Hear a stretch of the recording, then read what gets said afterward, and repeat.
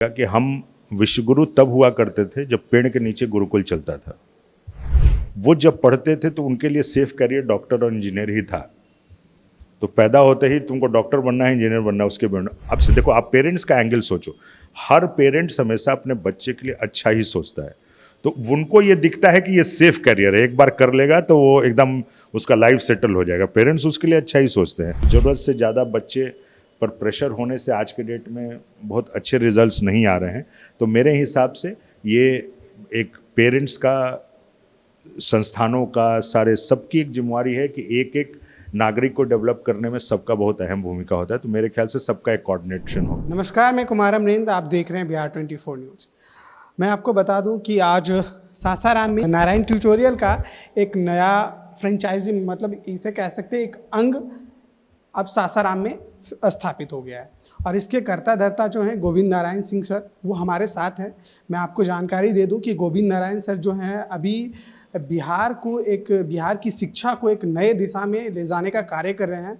और इनकी जो शिक्षा के प्रति जो सोच है और जिस तरह का काम वो कर रहे हैं, ये निश्चित तौर पे बिहार को एक अलग दिशा में ले जाने का कार्य जरूर करें। सबसे पहले तो सर का वेलकम करना चाहेंगे। Sir welcome. थैंक यू भाई, thank you so much. Sir, ये मेरा सवाल है कि ये सासाराम एक तो पहले उतना बड़ा शहर है नहीं, एजुकेशन पर्पज से देखा जाए तो, और ख़ासकर नीट और जेई मेन जैसी तैयारियों के लिए लोग कोटा या पटना को चूज़ करते हैं। वैसे में सर, नारायण ट्यूटोरियल का सासाराम में खुलना क्या विज़न है? देखिए, ऐसा है कि हर चीज़ें जिस पे हम लोगों ने काम किया है शुरू पे, उसका एक ग्राउंड बेस पर एक मकसद है, पलायन को रोकना। किसी भी तरह का। आप पलायन सिर्फ रोजगार के लिए नहीं होता। अपने बिहार में पलायन इलाज कराने के लिए होता है, अपने बिहार में पलायन पढ़ने के लिए होता है। तो हम लोग जब पढ़ा करते थे, तो अभी आप मोटा मोटी समझिए, हम लोग जब पढ़ते थे तो 10th के बाद ही हम लोग को बाहर जाने का सोचता है। तो हम लोग की अपब्रिंगिंग ही ऐसी होती थी कि आपको बाहर जाना है पढ़ने के लिए, और आज भी वही सिचुएशन है। तो उसमें थोड़ा बहुत जो भी कंट्रीब्यूशन हो पाए, उसका हम लोग कोशिश करते हैं कि किसी लेवल पे पलायन को रोका जाए। पहले हम लोगों ने हॉस्पिटल की शुरुआत की, फिर एजुकेशन में आए। तो ये स्ट्रक्चर्ड जितना है स्कूल्स के साथ, स्कूल्स तो थे यहाँ पे, स्कूल्स का तो कोई बहुत प्रॉब्लम नहीं था, लेकिन जो स्ट्रक्चर्ड जैसे यूनिवर्सिटी, हायर एजुकेशन के लिए प्रॉब्लम था। अब आपने खुद ही अपने सवाल में मेंशन किया कोटा। आप हर एक बच्चा जो +2 साइंस पढ़ता है, वो उसको कोटा जाना है। क्यों कोटा जाना है, वो सवाल हमेशा कौनता रहता है। तो वो एक प्रयास है कि वैसे लोगों को जो कोटा के लिए जाते हैं, अगर हम लोग कोशिश कर रहे हैं कि कुछ अच्छे इंस्टीट्यूशन, कुछ अच्छे इसके साथ टाई अप करके क्यों ना वही सुविधा, उसी लेवल की चीज़ें, उसी लेवल की पढ़ाई यहाँ दी जाए। तो उसी प्रयासरत में हम लोग ने 3-4 साल पहले ही लगभग हम लोगों ने शुरुआत कोविड से जस्ट पहले किया था, फिर कोविड में रोकना पड़ा उसको। तो उसके बाद फिर से हम लोगों ने जब शुरुआत की, तो वो उसका रिस्पांस काफ़ी अच्छा है, जिसका हम लोग जमुहार में भी रन करते हैं, जहाँ पर रेजिडेंशियल फैसिलिटी, वो हमारा रेजिडेंशियल कैंपस है। फिर बहुत सारे पेरेंट्स, गार्जियन का इस तरह का डिमांड आने लगा कि आप सासाराम के अंदर भी इसको चालू कीजिए। तो जो डे स्कॉलर्स बच्चे हैं वो यहीं से पढ़ के, या लेट इवनिंग क्लासेस जो होते हैं वो बच्चे कर पाए। तो उसके प्रयास में ही आज हम लोगों ने इस सेंटर की शुरुआत की। सर देखिए, जो सबसे बड़ी समस्या है कि जो मिडिल क्लास के स्टूडेंट, मतलब जो मिडिल क्लास लोग होते हैं, वो पटना और कोटा अफोर्ड नहीं कर पाते, और ख़ासकर इन चीज़ों की तैयारी के लिए फीस काफ़ी ज़्यादा है। तो क्या कुछ ध्यान रख के इसे रखा गया है इन चीज़ों? जी, इसमें बहुत सारी चीज़ों का बैलेंस बनाया गया है। बैलेंस इस तरीके से है कि ऑब्वियसली अफोर्डेबल होगा निश्चित तौर पर। बाकी जहाँ जो बच्चे जितना जाते हैं, उससे निश्चित तौर पर ये अफोर्डेबल करने की कोशिश की गई है। दूसरी बात क्या है कि हर कोई कोटा जाना अफोर्ड नहीं कर सकता। आपने कहा जैसे भी कि कोटा जाना अफोर्ड नहीं कर सकता, और हम लोगों ने देखा है कि अच्छे अच्छे टैलेंट डिके हो जा रहे हैं यहाँ पे, क्योंकि दुर्भाग्यवश उनके गार्जियन उसको सपोर्ट नहीं कर पा रहे हैं। तो उसको करने के लिए हम लोगों ने 2 फोल्ड काम किया। देखिए क्या है, कोटा में आप लोगों ने सुना होगा कि मोशन बहुत बड़ा वहाँ कोचिंग ब्रांड है। तो हम लोगों ने फिर मोशन के साथ टाई अप किया है, और हर बच्चे जाने के बाद आप अगर अमूमन आप कोटा का डेटा देखेंगे, तो मेरे ख्याल से जितने बच्चे कोटा जाते हैं 1% भी सक्सेस रेशियो नहीं है। ये फैक्ट है, ये क्रूअल फैक्ट है। और इसको खोलने के पीछे एक एक कहानी भी है, जो हम लोगों ने सोचा क्या था कि ये एक बहुत एक ब्लैक पार्ट है कोटा का, बच्चों के सुसाइड का इस यंग एज में, और ये हमारे बहुत करीब हमारे नोन में ये घटना हो चुकी है। उसी समय हम लोगों ने नारायण ट्यूटोरियल को कंसेप्चुलाइज किया था कि वहाँ बच्चे ना जाएं, और इसका एक मकसद ये था कि बच्चे को जब हम ट्रेन करते हैं, और पहला जब भी हमको मौका मिलता था पहले या अभी भी मौका मिलता है इन बच्चों को, तो मैं बोलता हूँ कि देखो, नहीं गए, आईआईटी नहीं किया, नीट नहीं किया तो दुनिया ख़त्म नहीं हो जाती, बहुत सारे ऑप्शंस हैं। तो हम ये बोलते हैं कि आप पढ़ो यहाँ ध्यान से, नहीं होगा तो अपने पास यूनिवर्सिटी भी है, वो कुछ भी आप कर सकते हो। तो वो एक्सट्रीम स्टेप जो आप लेते हो वो लेने की ज़रूरत नहीं है, और इतना प्रेशर भी रहने का, तो वो क्या है कि उसको एक बैलेंस करने की कोशिश है, और एक जो बहुत बड़ा ये सामाजिक समस्या के तौर पे ये उभरता आ रहा था, उसका एक सोल्यूशन ढूंढने की हम लोग कोशिश कर रहे थे। सर सबसे अहम चीज़ होता है किसी भी संस्थान के लिए कि उस संस्थान से जो लोग जुड़े हुए हैं, यानी हम टीचर की बात कर रहे हैं, कि उनका बहुत ही महत्वपूर्ण योगदान होता है बच्चों के ग्रोथ में। उन पे कितना ध्यान दिया गया है, वो टीचर कहाँ से हैं, ये बड़ा सवाल है। आजकल एक क्या है ना कि हम लोग इंस्टीट्यूशन को सिर्फ एक इंफ्रास्ट्रक्चर समझ लेते हैं, वो मेरे ख्याल से वो सेकेंडरी रिक्वायरमेंट है। आप एक बात ध्यान रखिएगा कि हम विश्वगुरु तब हुआ करते थे जब पेड़ के नीचे गुरुकुल चलता था, कोई बिल्डिंग नहीं थी, आश्रमों में गुरुकुल चलता था, उस वक्त हम विश्वगुरु हैं। जैसे इंफ्रास्ट्रक्चर का हुआ, शो ऑफ हुआ, 5 स्टार होटल्स होने लगे, कॉलेजेस और ये कैंपसेस, तो वो होने से क्या है कि अनलेस अंटिल जो कहते स्ट्रक्चर, एक ढांचा, एक शरीर सिर्फ रह जाता है, बिल्डिंग आपका, उसके अंदर जो ब्लड सर्कुलेट करता है वो टीचर्स है। वो एलिमेंट, वो आत्मा अगर गायब हो जाएगी ना, तो फिर इस ढांचे का और स्ट्रक्चर का, शोशबाजी का कोई फ़ायदा नहीं होता। तो वी आर वेरी क्लियर हम लोग किसको सेलेक्ट कर रहे हैं, किस तरह के लोगों को लेके आएंगे। शुरुआत में हिट एंड ट्रायल पे भी हुआ, हम लोग से मिस्टेक भी हुए हैं, ऐसा नहीं कि ऑन ऑफ एक बार में गए पहले। और ये होता है, ये किसी भी नई चीज़ की शुरुआत में आप हिट एंड ट्रायल करके ऐसे ही बढ़ते हो, तो फिर रियलाइज़ हुआ कि नहीं ये ऐसे, क्योंकि हमारा एक्सपीरियंस यूनिवर्सिटी चलाने का था, कोचिंग का हमारा एक्सपीरियंस नहीं था, तो हम लोगों ने वो यूनिवर्सिटी के स्टाइल में इसको शुरुआत करने की कोशिश की, जो हमारी गलती थी। फिर उससे लर्निंग लेके धीरे धीरे आप एलिमेंट करते करते करते बदलाव होते होते अभी 3 year down the line we are very robust. मतलब अभी के डेट में बहुत क्लियर है कि किसी भी शैक्षणिक संस्थान की आत्मा टीचर्स ही होती है। अगर उसकी क्वालिटी हम नहीं मेंटेन कर पाए तो फिर उस संस्थान का कोई मतलब नहीं है, तो उस पर एक विशेष ध्यान दिया जाता है। और इसीलिए वहाँ भी हम लोग ने टाई अप में भी मोशन के साथ भी यही टाइप किया, उनके course content, they are generous enough to share us. जब उन लोगों ने हमारा विजन को जाना कि हम इस तरह से करना चाहते, तो बहुत रेडली उन लोग अग्री हो गए, और उसके साथ करके वो कोर्स कंटेंट भी लेके आ रहे हैं। तो उसको हम लोग अपने हिसाब से, अपने बच्चे के हिसाब से इसको स्टैंडर्डाइज करके, टीचर्स की ट्रेनिंग वहाँ होती है, वहाँ से टीचर्स ट्रेंड होकर हमारे यहाँ आते हैं, उनके टीचर्स भी कहीं रिक्वायर्ड होते हैं, कुछ सब्जेक्ट के वो टीचर्स भी देते, तो उस पर काफ़ी फोकस है। मैं पूरा बिहार के एजुकेशन पे बात नहीं करना चाहता, मैं बस इस जो 11th-12th की है उसके सिस्टम पे बात करना चाहता हूँ कि लोगों में होड़ मचा हुआ है कि आईआईटी नहीं तो जिंदगी, मतलब लाइफ नहीं, और एक फैमिली प्रेशर भी है। और आपने घूमा है, सब जगह देखा है, आप चीज़ों को देख रहे हैं देश भर में, तो एक मैसेज क्या होना चाहिए स्टूडेंट के लिए भी, एक पेरेंट्स के लिए? देखो, हम लोग स्टूडेंट से ज़्यादा अभी भी संजोग से हम लोग जिस परिवेश में रहते हैं उसमें अभी भी 10th, 11th, 12th के बच्चे का से अपने डिसीजंस में बहुत कम रहता है। अभी हम लोग उतने मॉडर्न हुए नहीं, और होना भी नहीं चाहिए, बहुत अच्छी बात भी है। हम लोग का फोकस जो होता है स्टूडेंट से ज़्यादा पेरेंट्स को ट्रेन करना, क्योंकि देखो आप समझो, पेरेंट्स जिस एज में हैं वो जब पढ़ते थे तो उनके लिए सेफ करियर डॉक्टर और इंजीनियर ही था। तो पैदा होते ही तुमको डॉक्टर बनना है, इंजीनियर बनना है, उसके बनना अभी।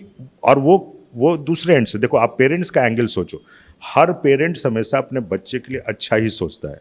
तो उनको ये दिखता है कि ये सेफ करियर है, एक बार कर लेगा तो वो एकदम उसका लाइफ सेटल हो जाएगा, पेरेंट्स उसके लिए अच्छा ही सोचते हैं। एक्सपोजर नहीं होने की वजह से, क्योंकि दुनिया बहुत आगे चली गई है, कोई ऐसा फील्ड नहीं है जिसमें अपॉर्चुनिटी नहीं है आज के डेट में।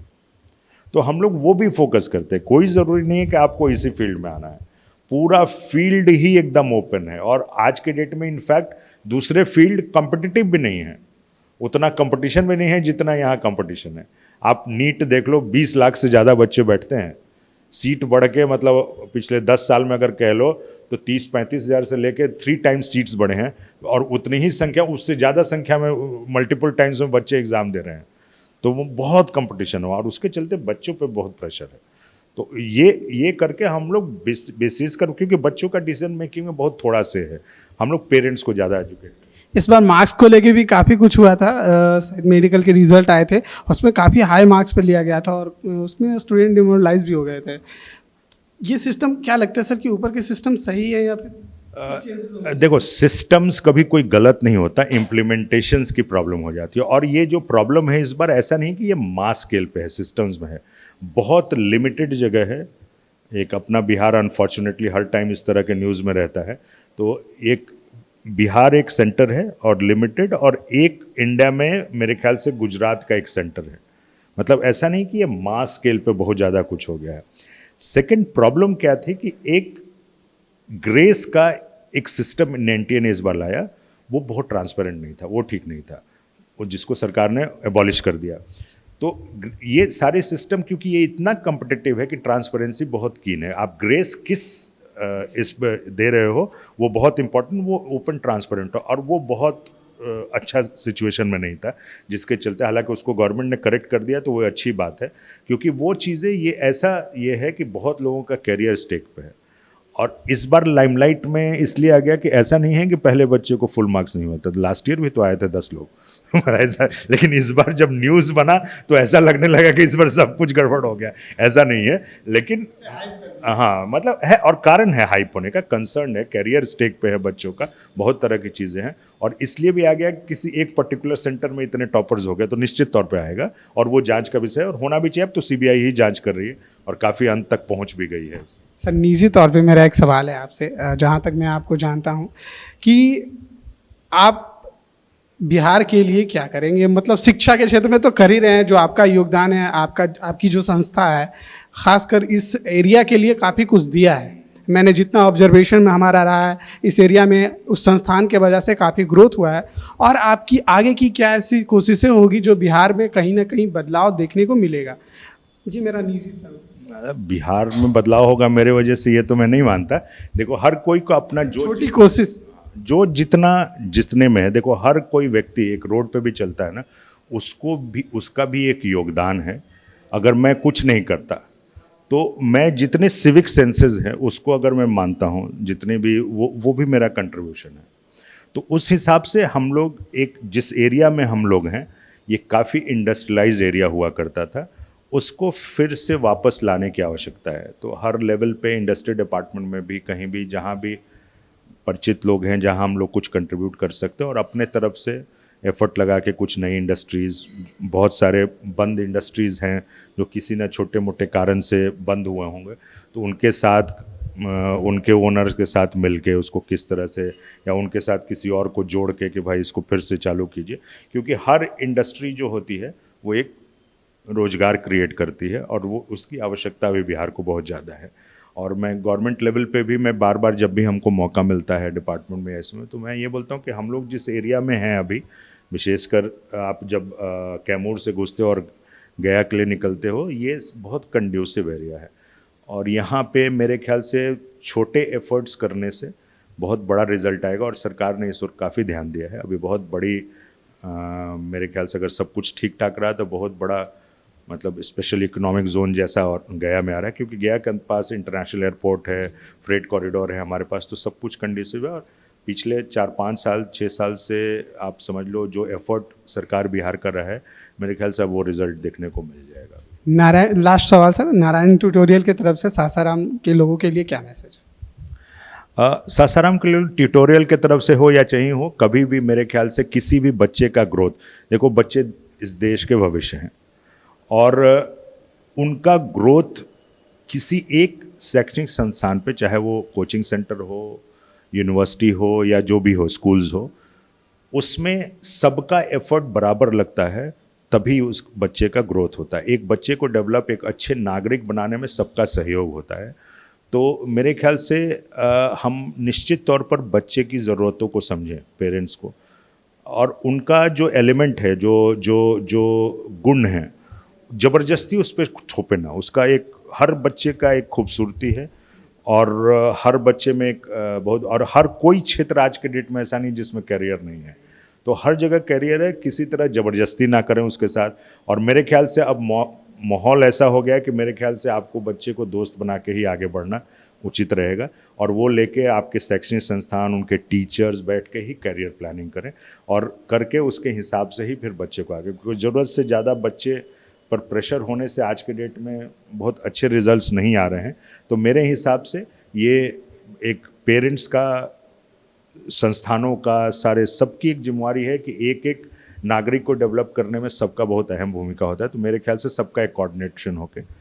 धन्यवाद सर, आपने अपना समय दिया, इसके लिए बहुत बहुत धन्यवाद। Thank you.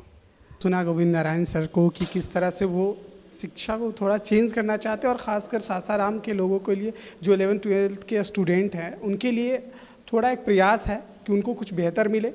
जो नहीं कर पाते, जो बाहर नहीं जा पाते, उनके लिए एक प्रयास है कि उनको कुछ बेहतर मिले। धन्यवाद।